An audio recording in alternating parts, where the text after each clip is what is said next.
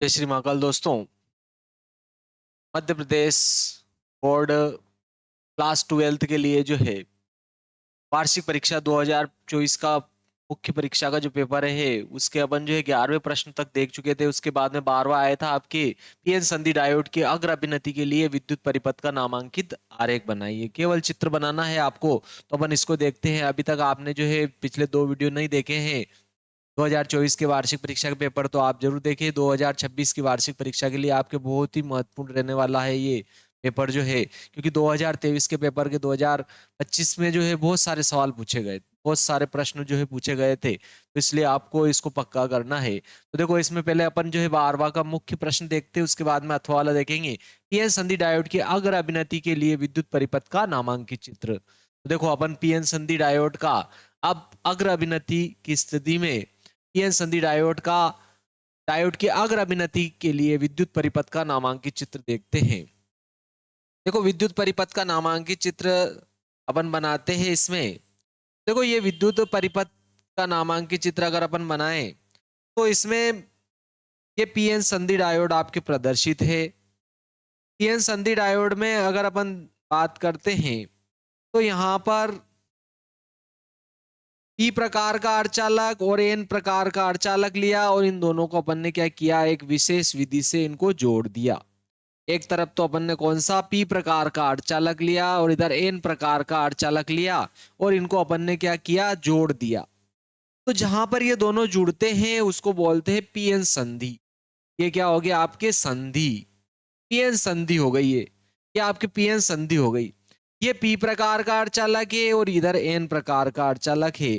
और पी प्रकार का जो अर्धचालक होता है उसमें अपन जानते हैं बहुसंख्यक आवेशवाहक क्या होते हैं, होल होते हैं। पी प्रकार के अर्धचालक में बहुसंख्यक आवेशवाहक क्या होते हैं, आपके होल होते हैं। पी प्रकार के अर्धचालक में बहुसंख्यक आवेशवाहक कौन होते हैं, आपके होल होते हैं। पी प्रकार का जो अर्धचालक होता है तो बहुसंख्यक आवेशवाहक होल होते हैं, और अल्पसंख्यक आवेशवाहक कौन होते हैं, इलेक्ट्रॉन होते हैं। पी प्रकार के अर्धचालक में पी प्रकार के अर्धचालक में अगर बात करते हैं अपन, तो इसमें बहुसंख्यक आवेशवाहक तो क्या होते हैं, होल होते हैं, और अल्पसंख्यक आवेशवाहक कौन होते हैं, इलेक्ट्रॉन होते हैं। पी प्रकार के अर्धचालक में पी प्रकार का जो अर्धचालक होता है इसमें बहुसंख्यक आवेशवाहक होल होते हैं, और अल्पसंख्यक आवेशवाहक इलेक्ट्रॉन होते हैं।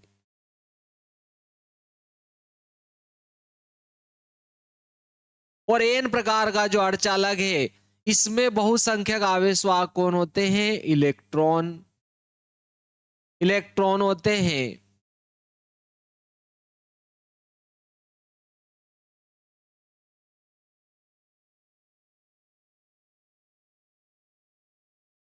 एन प्रकार के अर्धचालक में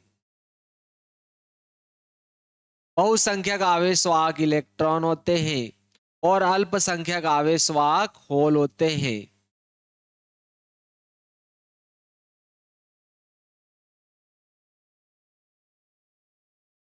पी प्रकार का जो एन प्रकार का जो अर्धचालक होता है, एन प्रकार के अर्धचालक में बहुसंख्यक आवेशवाहक इलेक्ट्रॉन होते हैं, और अल्पसंख्यक आवेशवाहक होल होते हैं। या आपके एन प्रकार का अर्धचालक हो, इसमें अपन ने इलेक्ट्रॉनों को जो है गहरे बिंदुओं के द्वारा बनाया है, जबकि अपन ने होलों को जो है खाली बिंदुओं के द्वारा या खाली छोटे छोटे गोलों के द्वारा बना दिया, अपन ने वृत्तों के द्वारा।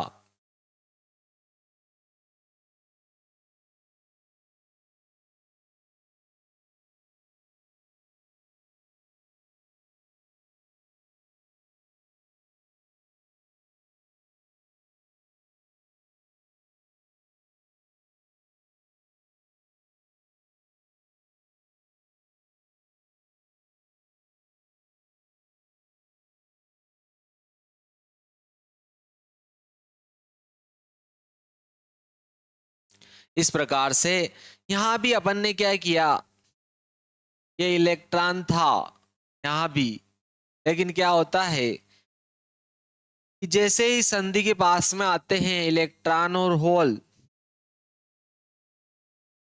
ये है आपके पीएन संधि। इधर से क्या होता है बोलो, होल आता है संधि पर और इधर से इलेक्ट्रॉन आता है और दोनों संधि पर एक दूसरे को निष्फल कर देते हैं। और इधर तो पी क्षेत्र में ग्राही आयन, निश्चल आयन, ग्राही आयन अर्थात ऋण आयन शेष बचता है। और एन प्रकार के अर्धचालक में दाता आयन, निश्चल आयन, दाता आयन यानी कि धन आयन बचता है, शेष रहता है। इधर से इलेक्ट्रॉन और इधर से होल आते हैं, दोनों पर बराबर और विपरीत आवेश होता है, दोनों संधि के पास आते हैं और लुप्त हो जाते हैं। इस प्रकार पी क्षेत्र में तो ग्राही आयन ऋण आयन शेष रहता है, ग्राही आयन निश्चल आयन ऋण आयन शेष रहता है। और एन प्रकार के अर्धचालक में संधि के पास में दाता आयन, धन आयन, निश्चल आयन शेष रहता है। दोनों ही दाता आयन और ग्राही आयन दोनों ही निश्चल आयन होते हैं। ठीक है, इसको क्या कहेंगे अपन, दाता आयन, धन आयन। इसको क्या कहेंगे अपन, दाता आयन, दाता आयन, दाता आयन, या इसको क्या कहेंगे अपन, धन आयन, धन आयन। निश्चल आयन होता है, निश्चल होता है, निश्चल। और इधर इसको कहेंगे अपन ग्राही आयन, इसको क्या कहेंगे अपन, ग्राही आयन, ग्राही आयन या ऋण आयन। ये भी क्या होता है आपके निश्चल, निश्चल आयनों की एक परत बन जाती है। तो ये क्या करती है, संधि पर और आने वाले होलों और इलेक्ट्रॉनों को अपना आवेश नहीं देने देती है, अपना आवेश नहीं देने देती है। इसके लिए अपन क्या करते हैं, बाह्य स्रोत लेते हैं, एक बैटरी लेते हैं। और देखो पी अर्धचालक, पी अर्धचालक में क्या होता है, अल्पसंख्यक आवेश वाहक कौन होते हैं, इलेक्ट्रॉन। अल्पसंख्यक आवेश वाहक कौन होते हैं, इलेक्ट्रॉन होते हैं। और बहुसंख्यक आवेश वाहक कौन है, होल दिख रहे अपने को। इस कारण से सामान्य स्थिति में क्या होता है कि ये ग्राही आयन जो ऋण आयन है, अन्य आने वाले होलों को पास में नहीं आने देते हैं, प्रतिकर्षित करते हैं। और ये जो दाता आयन, जो ग्राही दाता आयन जो है, धन आयन जो है, ये अन्य आने वाले इलेक्ट्रॉनों को अपना आवेश नहीं देने देते, जिसके कारण यहां पर संधि के पास में जो है विपरीत विद्युत वाहक बल उत्पन्न हो जाता है, जिसको अपन क्या कहते हैं, इस परत को कहते हैं अवक्षय परत। इस परत को क्या कहते हैं अपन, अवक्षय परत। इसमें आपके जो है अल्पसंख्यक आवेश वाहक कौन होते हैं, होल। इसमें अल्पसंख्यक आवेश वाहक होल होते हैं, इसमें एन प्रकार के अर्धचालक में। तो इसमें सामान्य स्थिति में तो क्या होता है, धारा का प्रवाह रुक जाता है। लेकिन अगर पीएन संधि डायोड को अग्र अभिनति में रखा जाता है तो आपके इसमें मिली एम्पियर की धारा बहने लग जाती है। तो अग्र अभिनति के लिए, पीएन संधि डायोड की अग्र अभिनति के लिए विद्युत परिपथ का नामांकित चित्र चाहिए अपने को। तो क्या करो, अपन बाह्य स्रोत ले लो, ये बाह्य बैटरी ली और इसके धनात्मक सिरा, ये इसका धनात्मक है, ये इसका ऋणात्मक सिरा है। तो धनात्मक को तो क्या करो, पी अर्धचालक से अगर जोड़ देते हैं अपन, अगर बाह्य स्रोत का धनात्मक सिरा तो अगर अपन जो है पी अर्धचालक से जोड़ देते हैं और ऋणात्मक सिरे को अपन जो है एन अर्धचालक से जोड़ते हैं, तो इसको क्या कहा जाता है, पीएन संधि डायोड की अग्र अभिनति कहा जाता है। यदि बाह्य स्रोत को या बैटरी के धनात्मक सिरे को तो पी अर्धचालक से जोड़ दो और ऋणात्मक सिरे को क्या करो, एन अर्धचालक से जोड़ दो, तो इसको कहेंगे पीएन संधि डायोड की अग्र अभिनति। अग्र अभिनति में अब क्या होगा, यहां पर इसको धनात्मक से जोड़ा तो ये क्या करेंगे, इन होलों को प्रतिकर्षित कर देंगे, क्योंकि ये जो ग्राही आयन थे, ऋण आयन थे, ये अन्य होलों को इसके पास में नहीं आने दे रहे थे, संधि के पास में। और इधर कौन थे, देखो दाता आयन अर्थात धन आयन थे, तो ये अन्य आने वाले जो है, अन्य आने वाले इलेक्ट्रॉनों को अपना आवेश नहीं देने देते। बहुसंख्यक आवेश वाहकों का संधि से होकर विसरण क्या हो जाता है, रुक जाता है। इस यहाँ और इन दाता आयनों और ग्राही आयनों की एक परत बन जाती है। इस परत को क्या कहते हैं अपन? अवक्षय परत। ये जो परत है इसको क्या कहेंगे अपन? अवक्षय परत। अवक्षय परत, इस परत को कहेंगे अपन अवक्षय परत। तो क्या होता है कि जब अपन बाह्य स्रोत लेते हैं, बैटरी लेते हैं और उसके धनात्मक सिरे को तो पी अर्धचालक से जोड़ देते हैं और ऋणात्मक सिरे को क्या करते हैं? एन अर्धचालक से जोड़ देते हैं। तो इसको बोलते हैं पीएन संधि डायोड की अग्र अभिनति। इसे क्या कहेंगे? पीएन संधि डायोड की अग्र अभिनति। पीएन संधि डायोड, डायोड की अग्र अभिनति। पीएन संधि डायोड की इसको क्या कहेंगे अपन? अग्र अभिनति कहेंगे। ठीक है, इसको क्या कहेंगे अपन? पीएन संधि डायोड की अग्र अभिनति। और इसमें जो है क्या होता है कि ये धनात्मक सिरे से जोड़ा तो ये क्या करेगा? इन होलों को, होलों पर क्या होता है? धन आवेश होता है, तो ये धन सिरे से क्या होंगे? प्रतिकर्षित। और इसको ऋणात्मक सिरे से जोड़ा तो इधर से इलेक्ट्रॉन प्रतिकर्षित होंगे और इस अवक्षय पर से होकर संधि की ओर जो है पुनः इन आवेश वाहकों का क्या होने लग जाता है? विसरण होने लग जाता है। और इसमें जो है पीएन संधि में, पीएन संधि डायोड में पुनः धारा बहने लग जाती है। ठीक है, मिली एम्पियर की कोटि की बहने लग जाती है, इनका विसरण शुरू हो जाता है। और देखो इसको अपन जो है इस प्रकार से भी बनाया जा सकता है इस पीएन संधि डायोड का। ये इस प्रकार से संकेत होता है, तो इस प्रकार से भी अपन इसको बना सकते हैं पीएन संधि डायोड का। इस प्रकार से आपके जो ये संकेत होता है तो अपन इसको इस प्रकार से भी बनाया जा सकता है। देखो अपन धनात्मक सिरे को तो ये पी अर्धचालक हो गया और ये एन अर्धचालक। धनात्मक सिरे को तो क्या कर दो? पी अर्धचालक से जोड़ दो और ऋणात्मक सिरे को क्या करो अपन? एन अर्धचालक से जोड़ दो। तो इसे भी क्या कहेंगे? पीएन संधि डायोड की अग्र अभिनति। इसको भी क्या कहेंगे अपन? पीएन संधि डायोड की आपके क्या हो जाएगी? ये अग्र अभिनति हो जाएगी आपके। पीएन संधि डायोड की ये क्या हो जाएगी? आपके अग्र अभिनति। ठीक है, पीएन संधि डायोड की अग्र अभिनति। ये क्या है? बाह्य बैटरी है जिसको अपन ने क्या किया है? जोड़ा है। ठीक है, यह इसका क्या हो गया? आपके नामांकित चित्र। चाहो तो ये भी बना सकते हो, चाहो आप ये बना सकते हो, दोनों में से एक भी बनाया जा सकता है। तो यह आपके पीएन संधि डायोड का अग्र अभिनति में विद्युत परिपथ का नामांकित चित्र था। ठीक है, तो धनात्मक सिरे से यहां से इधर से होल प्रतिकर्षित होंगे, इधर से इलेक्ट्रॉन होंगे और अवक्षय परस्पर से होकर इनका पुनः आवेश वाहकों का विसरण होने लगता है और इसमें जो है धारा बहने लग जाती है। धारा का मान पुनः इसमें बढ़ जाता है।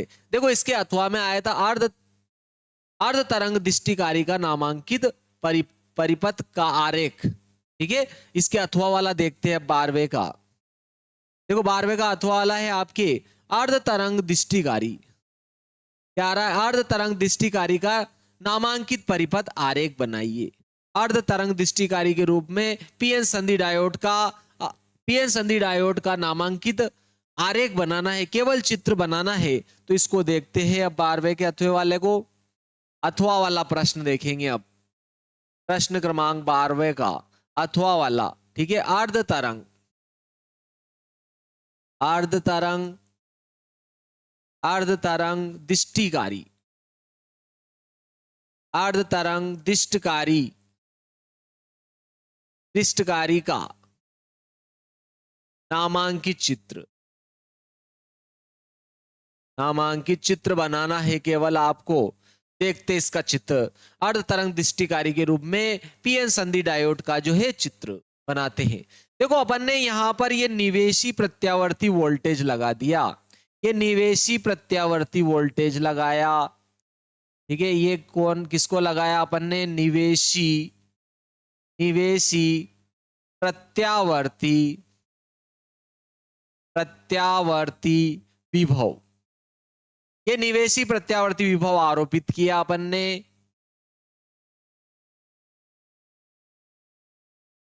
ये आपके यहां पर ट्रांसफार्मर है, ये इसकी प्राथमिक कुंडली है, इसको अपन ने L1 नाम दे दी। ये ट्रांसफार्मर है आपकी और ये इसकी द्वितीयक कुंडली है, L2 नाम दे दिया इसको। और इधर अपन ने क्या किया? एक डायोड लगा दिया, पीएन संधि डायोड लगाया। ये अपन ने क्या किया, यहाँ पर पीएन संधि डायोड जो है लगा दिया। केवल अपन ने जो है एक डायोड लगा दिया, यहाँ पर पीएन संधि डायोड लगा दिया अपन ने, ये पीएन संधि डायोड लगाया। और इसका जो आउटपुट है यहां पर अपन ने जो है ये लोड लगा दिया, बाह्य प्रतिरोध लगा दिया, जिसके सिरों पर अपन क्या करेंगे, ये लोड है आरएल, इसके सिरों पर अपन क्या करेंगे, निर्गत विभव प्राप्त करेंगे, पीएल के निर्गत विभव प्राप्त करेंगे। यहां अपने को क्या प्राप्त होगा, आपके निर्गत विभव, निर्गत विभव। तो वैसे तो देखो आपके अर्ध तरंग दृष्टिकारी का नामांकित चित्र केवल आपके ये हो जाता है, ठीक है। ये क्या है, लोड आरएल, जिसके सिरों पर अपन क्या करेंगे, निर्गत विभव, इधर से इनपुट आएगा, इधर से अपने को आउटपुट मिलेगा। निर्गत विभव जो अपन इधर प्राप्त करेंगे, इसमें ये क्या हो जाएगा आपके, यहां पर अपने को जो है निर्गत विभव जो है अपने को क्या होगा, प्राप्त होगा। तो ये आपके क्या आ गया, अर्ध तरंग दृष्टिकारी के रूप में, अर्ध तरंग दृष्टिकारी के रूप में जो है, ठीक है, अर्ध तरंग दृष्टिकारी के रूप में पीएन संधि डायोड है ये आपके, ठीक है। लोड आरएल है ये लोड आरएल है, ठीक है, बाह्य प्रतिरोध है, जिसके सिरों पर अपन क्या करेंगे, निर्गत विभव प्राप्त करेंगे, निर्गत विभव प्राप्त करेंगे। तो अर्ध तरंग केवल, क्योंकि अपने को केवल आपके धनात्मक आधे चक्र में ही, धनात्मक आधे चक्र में ही अपने को क्या मिलती है, धारा मिलती है या निर्गत विभव मिलता है, शेष आधे चक्र में नहीं मिलता है। इसलिए इसको क्या कहते हैं, अर्ध तरंग दृष्टिकारी, अर्ध तरंग दृष्टिकारी कहेंगे इसको। केवल आधे तरंग प्रत्यावर्ती धारा के या प्रत्यावर्ती विभव के केवल धनात्मक आधे चक्र में अपने को धारा मिलती है, ऋणात्मक चक्र में अपने को कोई धारा नहीं मिलेगी। यानी कि कहने का अर्थ या तो ऋणात्मक की मिलेगी या धनात्मक की, केवल आधे चक्र की धारा मिलेगी अपने को, ये आपको ध्यान रखना है, विशेष ये रहेगा आपके।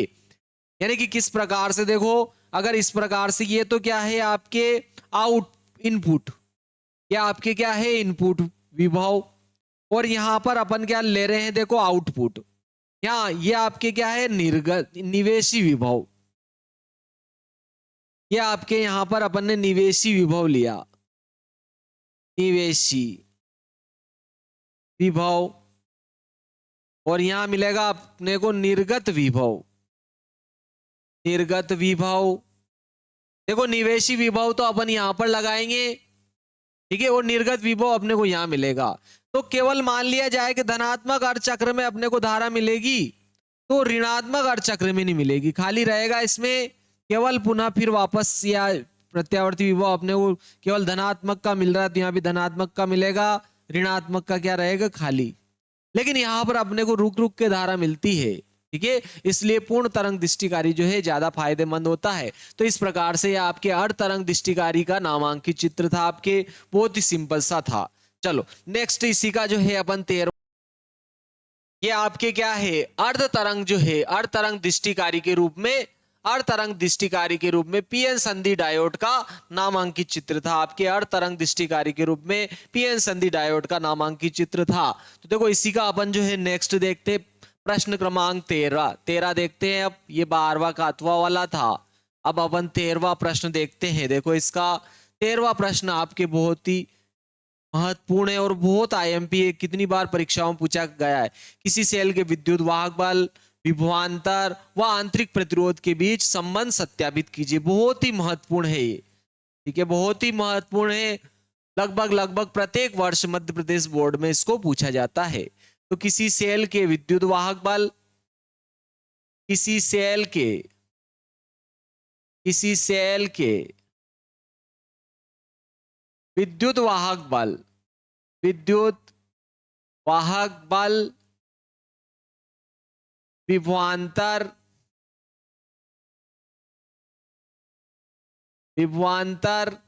विद्युत वाहक बल, विभवांतर व आंतरिक प्रतिरोध में संबंध, विद्युत वाहक बल, विभवांतर व आंतरिक प्रतिरोध में संबंध, आंतरिक प्रतिरोध में संबंध, बहुत ही महत्वपूर्ण और बहुत ही सिंपल सा प्रश्न है कि सेल के विद्युत वाहक बल, विभवांतर और आंतरिक प्रतिरोध में संबंध। यदि वीडियो को अभी तक आपने मित्रों लाइक, शेयर और सब्सक्राइब नहीं किया है तो वीडियो को लाइक भी करें, शेयर भी करें अपने दोस्तों के साथ और सब्सक्राइब जरूर करें और बेल आइकन भी दबाएं ताकि आने वाले नए नए लेटेस्ट वीडियो आप तक पहुंचते रहे। अभी तक इससे पहले जो है मैं जो है 2 वीडियो और डाल चुका हूं 2024 के वार्षिक परीक्षा के पेपर के, ठीक है, अथवा वाले प्रश्न भी बताए गए हैं, इसलिए बहुत बड़ा वीडियो बनने वाला है। तो मैं इसको पार्ट में अपलोड कर रहा हूं, तो आप जरूर देखिए सभी पार्ट को। प्लेलिस्ट बनाकर जो है सारे पार्ट जो है मैं अपलोड कर रहा हूं, तो आप उसको जरूर देखिए सभी वीडियो को और लाइक भी करें, शेयर भी करें, सब्सक्राइब भी करें, अपने दोस्तों के साथ शेयर भी करें, इसका जरूर ध्यान रखें। चलो देखते देखे। तो देखो सेल का विद्युत वाहक बल, विभवांतर और आंतरिक प्रतिरोध। आंतरिक प्रतिरोध सेल के अंदर विद्युत अपघट्य द्वारा धारा प्रवाह में जो रुकावट डाली जाती है उसे ही क्या कहते हैं अपन, बोलो, सेल का आंतरिक प्रतिरोध कहेंगे। उसे ही क्या कहेंगे अपन, सेल का आंतरिक प्रतिरोध। तो देखो अपन ने क्या किया, ये सेल लगाया साहब, ठीक है, ये आपके क्या है, इधर चित्र बना देते हैं अपन, इधर जो है की उत्पत्ति कर देंगे। ये आपके सेल है और ये सेल का यहां पर अपन ने आंतरिक प्रतिरोध लगा दिया। सेल के आंतरिक प्रतिरोध को सेल के साथ ही श्रेणी क्रम में प्रदर्शित किया जाता है। तो ये आपके सेल है,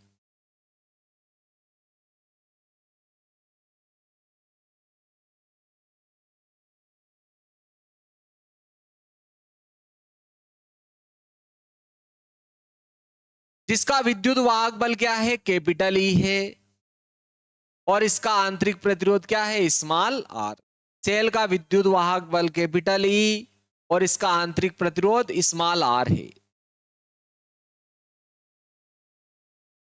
इसके साथ श्रेणी क्रम में एक बाह्य प्रतिरोध जो है, इसके साथ श्रेणी क्रम में अपन ने क्या किया, एक बाह्य प्रतिरोध लगाया कैपिटल आर। इसके साथ श्रेणी क्रम में अपन ने जो है एक बाह्य प्रतिरोध कैपिटल आर लगाया और एक कुंजी के भी लगा दी। बाह्य प्रतिरोध भी लगाया और एक कुंजी के भी लगाई अपन ने।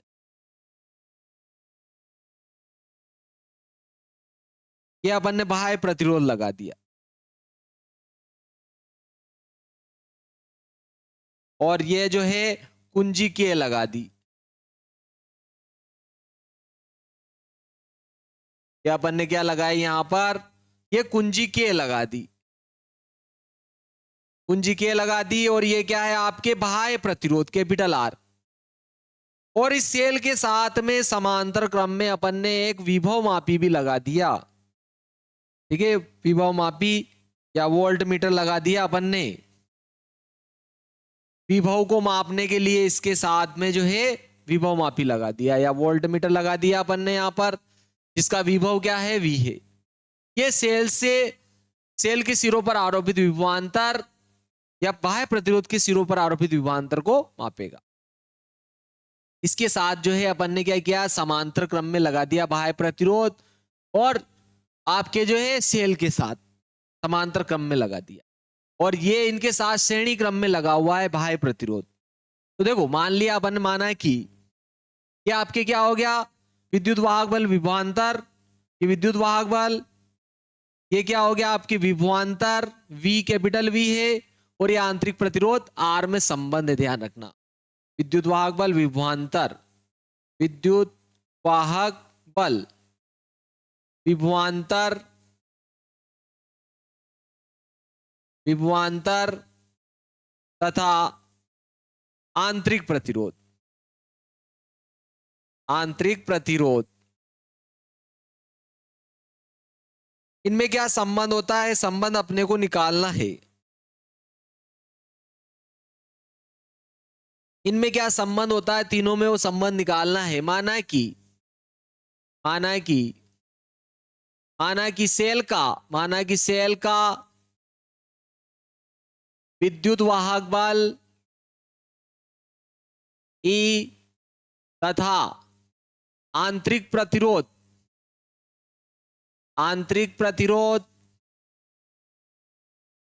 आंतरिक प्रतिरोध स्मॉल आर है। इसके साथ श्रेणी क्रम में एक बाह्य प्रतिरोध कैपिटल आर जुड़ा है। इसके साथ श्रेणी क्रम में बाह्य प्रतिरोध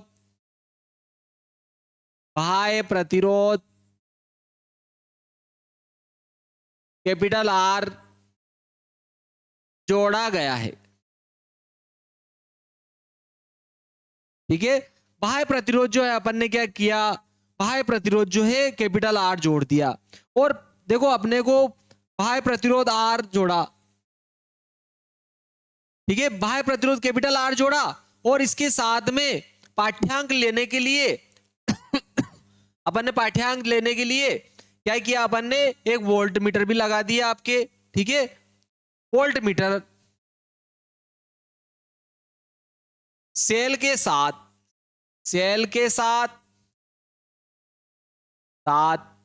वोल्ट मीटर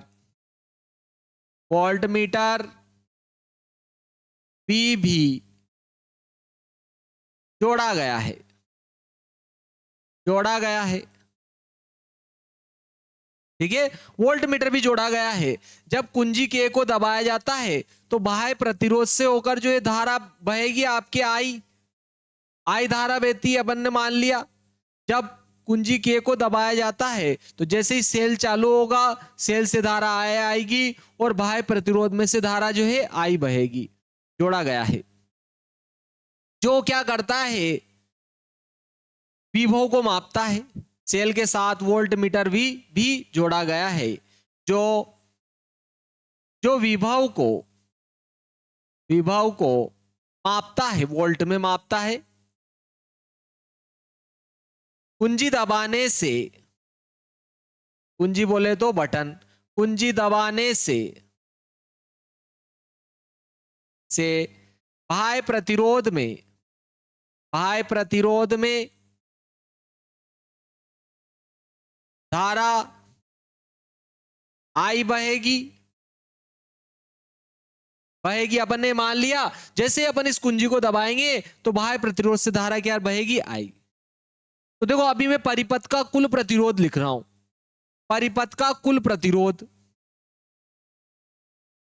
परिपथ का, चलो इसको अपन जो है नेक्स्ट पेज पे ले लेते हैं। परिपथ का, इस परिपथ का कुल प्रतिरोध लिख रहे हैं अपन। परिपथ का कुल प्रतिरोध, परिपथ का कुल प्रतिरोध,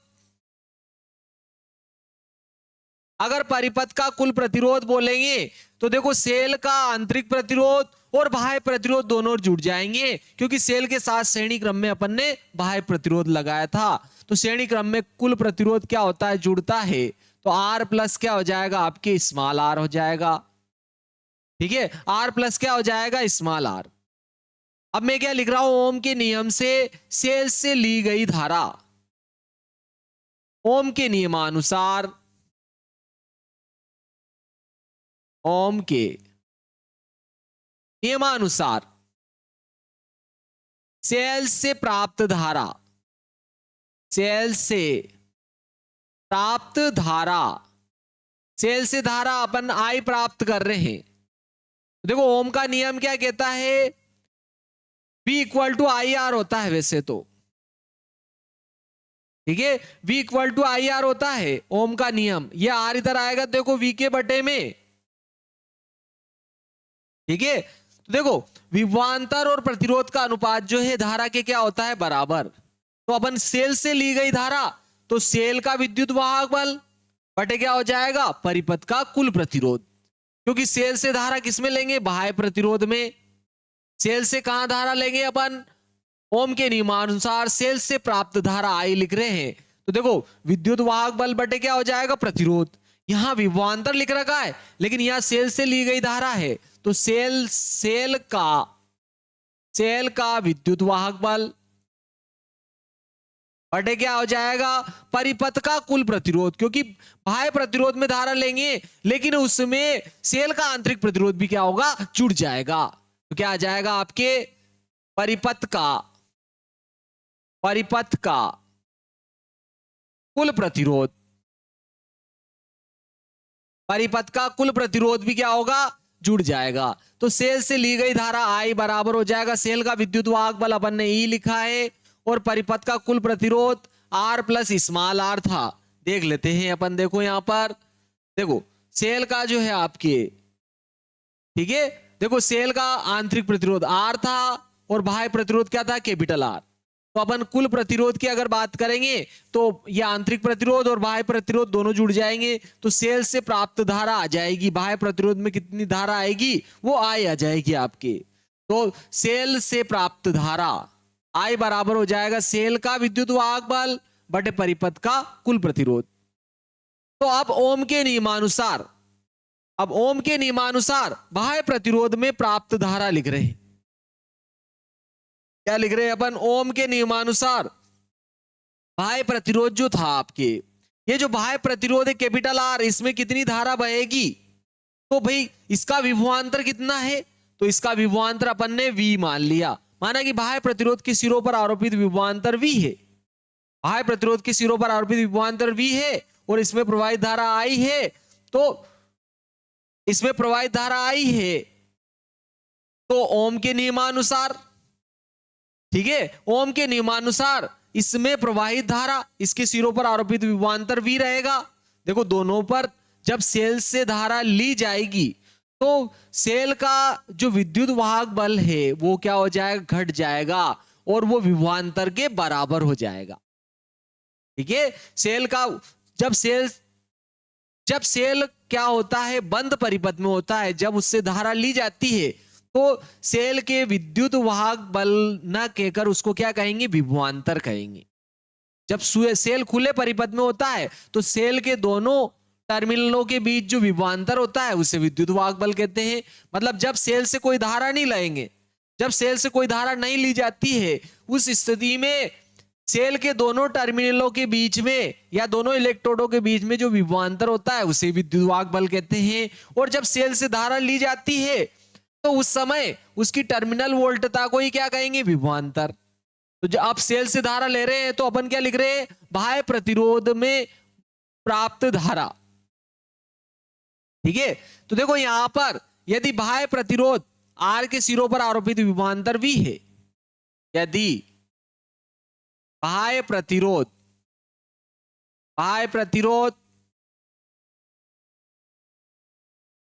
के सिरों पर आरोपित विभवांतर कैपिटल V है, तो ओम के नियमानुसार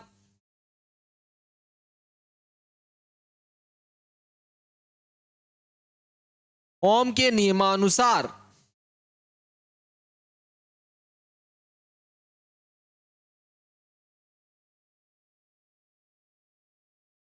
ओम के नियमानुसार बाह्य प्रतिरोध में प्राप्त धारा, बाह्य प्रतिरोध कैपिटल R में प्रवाहित धारा,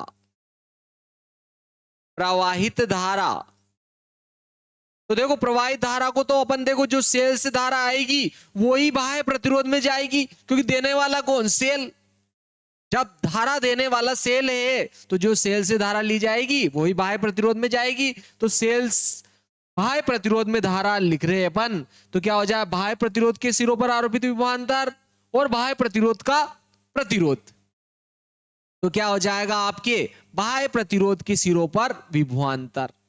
ठीक है, बाह्य प्रतिरोध के सिरों पर आरोपित विभवांतर या बाह्य प्रतिरोध का विभवांतर, बाह्य प्रतिरोध के सिरों पर विभवांतर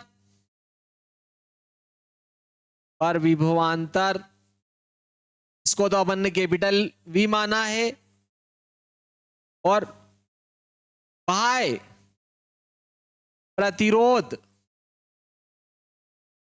का प्रतिरोध, बाह्य प्रतिरोध का प्रतिरोध जिसको अपन ने कैपिटल आर मान रखा है तो कैपिटल आर आ जाएगा।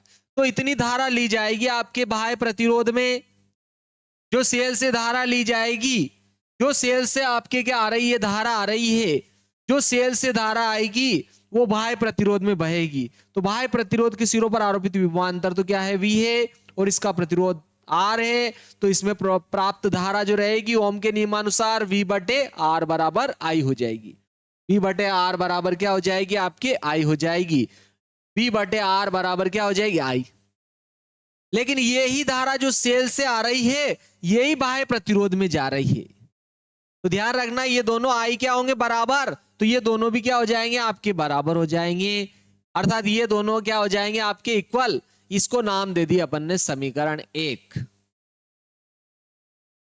दोनों ये धारा सेल से ही तो आ रही है जो बाह्य प्रतिरोध में जा रही है, ठीक है। समीकरण 1 और 2 से, समीकरण 1 व 2 से दोनों आई क्या है, बराबर है।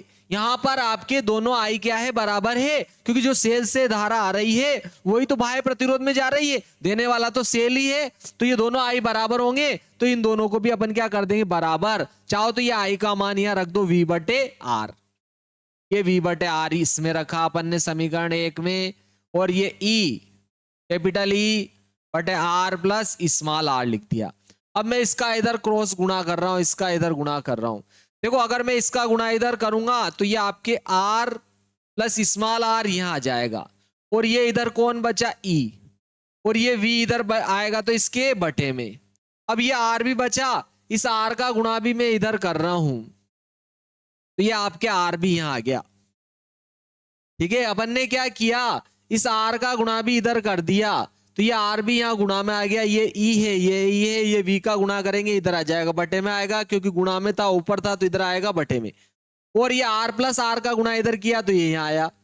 अब ये प्लस का आर इधर आएगा तो माइनस का आर हो जाएगा, तो स्मॉल आर बराबर आएगा ई बटे वी इंटू ये आर था, ये प्लस का कैपिटल आर इधर आया, माइनस का आर हो गया। अब दोनों में आर है तो अपन दोनों में से आर क्या करेंगे, कॉमन लेंगे। तो स्मॉल आर बराबर ये दोनों में से आर अपन ने कॉमन ले लिया, तो यहां तो क्या बचा देखो, ई बटे वी माइनस यहां से आर कॉमन गया तो क्या बचेगा, 1। यही आपके देखो सेल का विद्युत वाहक बल, ये विभवांतर और ये आंतरिक प्रतिरोध में संबंध है। यही विद्युत वाहक बल, विभवांतर व आंतरिक प्रतिरोध में संबंध है, आंतरिक प्रतिरोध में संबंध है, आंतरिक प्रतिरोध में संबंध है। बहुत ही महत्वपूर्ण था ये आपके प्रश्न, ठीक है। 2000 आपके जो है 26 की जो परीक्षा होगी उसके लिए बहुत ही महत्वपूर्ण प्रश्न है। चलो अब अपन ये अपने कौन सा था बोलो, 13वां था। अब इसके अथवा वाला देखते हैं अपन प्रश्न, 13 के अथवा वाला, ठीक है। अथवा देखते हैं इसका प्रश्न 13वें के अथवा वाला। देखो वैसे अपने को क्या करना है, व्हीटस्टोन ब्रिज का नामांकित चित्र बनाना है आपके, देखो ठीक है। आपके जो है 13वां प्रश्न आ जाता है, क्या है, व्हीटस्टोन सेतु या व्हीटस्टोन ब्रिज जो था, ब्रिज जो है, देखो ये आ गया आपके प्रश्न। व्हीटस्टोन सेतु का नामांकित चित्र बनाइए एवं व्हीटस्टोन सेतु के संतुलन के लिए आवश्यक शर्त लिखिए, केवल शर्त लिखना है अपने को, ठीक है। व्हीटस्टोन सेतु के संतुलन के लिए अपने को क्या करनी है, आवश्यक शर्त लिखना है। आपके प्रश्न लिख देते हैं यहां, देखो अपन क्या आ रहा है आपके, व्हीट स्टोन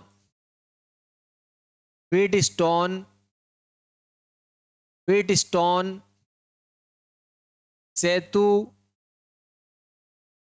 का नामांकित चित्र एवं व्हीटस्टोन सेतु के संतुलन के लिए ये शर्त, आवश्यक शर्त क्या है, शर्त भी लिखेंगे अपन। देखो अपन बनाते हैं साफ व्हीट स्टोन सेतु। देखो इसमें आपके एक समचतुर्भुज की 4 भुजाएं होती है, जिसमें 4